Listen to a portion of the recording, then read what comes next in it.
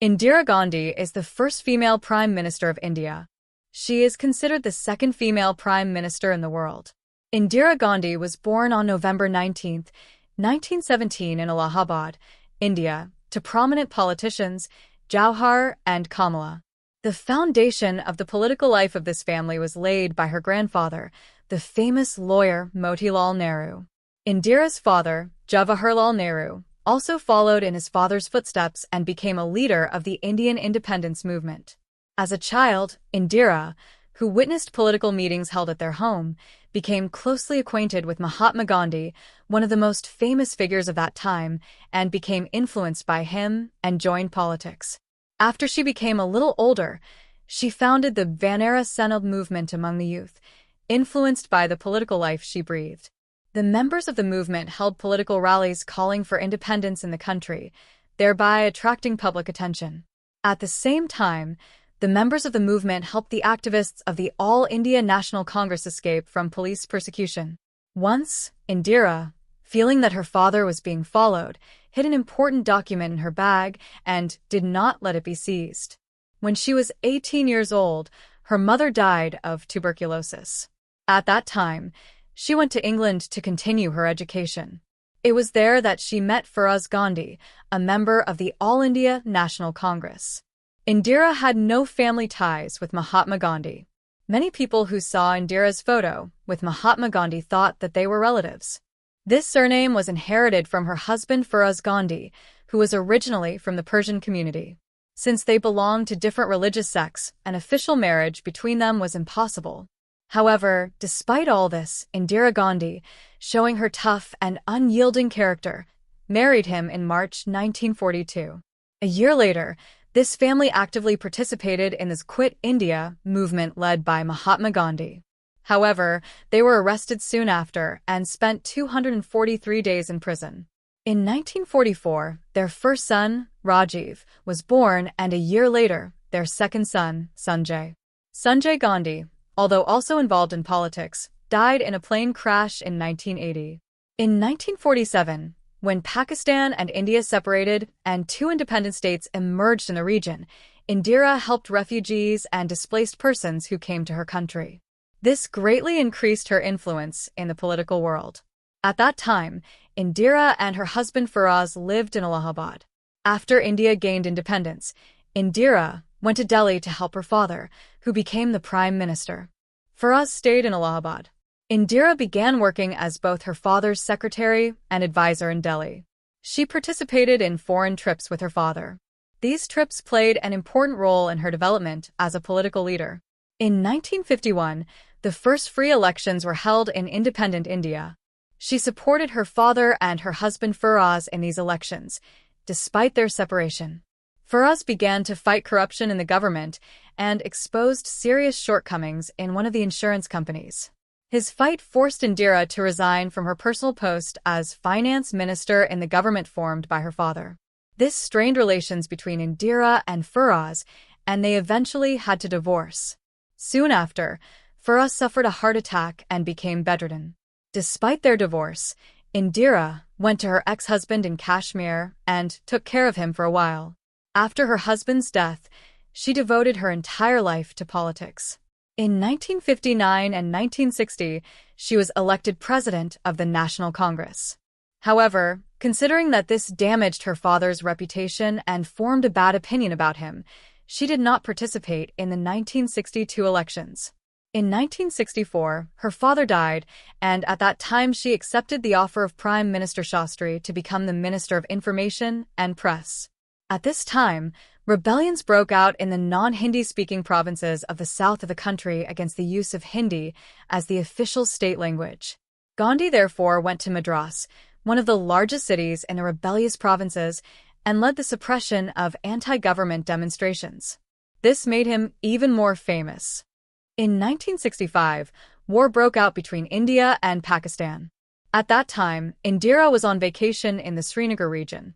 When the Pakistani army began to attack the region, she rejected the offer of her relatives to leave Srinagar and began to organize the defense of the region. Thus, the attack was prevented and the Pakistani soldiers were forced to retreat. This event led to an even greater increase in Gandhi's respect among the population. During the negotiations held in Tashkent to resolve the conflict between the two countries, Prime Minister Shastri's heart suddenly stopped. After that, the country was forced to go to elections again. In the parliamentary elections held in 1966, Gandhi won ahead of his opponent Morarji Desai. After that, he became the fourth prime minister in the history of the country's independence. However, there were also those within the party who were jealous of Gandhi's election as prime minister. Therefore, in 1967, he began to look for support outside and was only able to retain the prime minister's post with the help of the socialists. In response to this support from the socialists, Gandhi nationalized a number of banks in the country. China, which claimed Indian territories, even occupied some parts of India with a sudden attack. Such a situation played an important role in the rapprochement between Moscow and Delhi. Indira turned India into a nuclear power. India's inclination towards the socialist bloc and the construction of dozens of new modern enterprises in the country with the help of the USSR caused dissatisfaction in the West. Therefore, they decided to turn India from the path it had taken. Moscow, on the other hand, wanted to teach Pakistan, which had become the West's shield in the region, a lesson through India. In 1971, a war broke out between Pakistan and India. The U.S. sent its 7th Naval Fleet to the coastal waters of West Pakistan, to the Bay of Bengal, to help Pakistan and intimidate India. In response, Moscow, which saw a future socialist state in the face of India, provided Delhi with a large amount of military assistance. With the help of military equipment received from the USSR, India inflicted heavy blows on Pakistan in this war and captured some of its territories. The rapprochement with the USSR played a special role in Gandhi's life and in terms of India's future. Thus, Gandhi, using his diplomatic skills, was able to convince the USSR leadership that India's acquisition of nuclear weapons could also be important for Moscow. At that time, Indira told those around her, "We must be able to stand on our own feet and ensure our security." Indira received military technical assistance from the USSR, and in 1974, India tested an underground nuclear bomb called Smiling Buddha. This event caused a great shock in the international community. By acquiring nuclear weapons, India once and for all eliminated the threat from Pakistan and Western countries, especially the United States, as well as China. The acquisition of nuclear weapons allowed India to put pressure on Pakistan to give up Kashmir and force the country to sit at the negotiating table for this purpose. Indira Gandhi, who immediately began to use nuclear weapons for blackmail, threateningly invited Pakistani Prime Minister Zulfikar Ali Bhutto to Simla to hold talks and resolve the ongoing territorial disputes between the two countries. Bhutto could not refuse Indira's offer, because he feared that Pakistan would be subjected to a nuclear attack by India. After more than a week of negotiations between the two countries in Simla, Gandhi and Bhutto signed an agreement to resolve the Kashmir problem only through peaceful negotiations. This allowed Gandhi to eliminate the threat from Pakistan. The agreement also opened a new page between the two countries, and stability and peace were restored in the region for a while. Gandhi also launched all her efforts to save India from famine and developed agriculture with the aid received from the USSR. The successful implementation of the food security program turned India from an importing country into an exporting country. Her popularity among the people and her transformation of India into a nuclear power in a short time significantly increased the prestige of this great woman in the international community. They no longer treated her as the head of state of an internationally backward country drowning in hunger and poverty, but as a political figure of a powerful country with nuclear weapons. Indira, who had a large majority in parliament, amended the country's constitution and implemented revolutionary reforms in domestic policy. She limited the independence granted to the country's federal subjects and made them completely dependent on the central government. Gandhi added provisions to the country's constitution that strictly prevented the struggle of national minorities and used military force in this case. Thus, factors that could allow the country to disintegrate in the future were prevented. However, this roused opposition forces within the country. They accused Gandhi of establishing an authoritarian regime and retreating from democracy. The struggle against these forces forced Indira to abandon the economic and political reforms being carried out in the country. This, in turn, led to a rapid increase in inflation, the flourishing of corruption, and the worsening of the financial situation of the people. Taking advantage of this, the opposition took the masses of the people to the streets. Starting from 1973, popular protests against Gandhi did not stop. Such a situation led to unpleasant events for Gandhi. In June 1975, the Supreme Court in Allahabad deprived Gandhi of his parliamentary mandate, claiming that corruption had been committed in the last elections. Indira demanded a review of this court decision. However, the opposition insisted on her resignation. At the same time, the masses dissatisfied with Gandhi besieged her house and parliament in Delhi and demanded her resignation. In a short time, everything had turned against Indira Gandhi. Unable to accept this situation and unwilling to resign, Gandhi pressured President Fakhruddin Ali Ahmed and forced him to sign an order declaring a state of emergency in the country. After this, all the leading representatives of the opposition, including leaders who played a special role in achieving independence, were arrested and thrown into prison.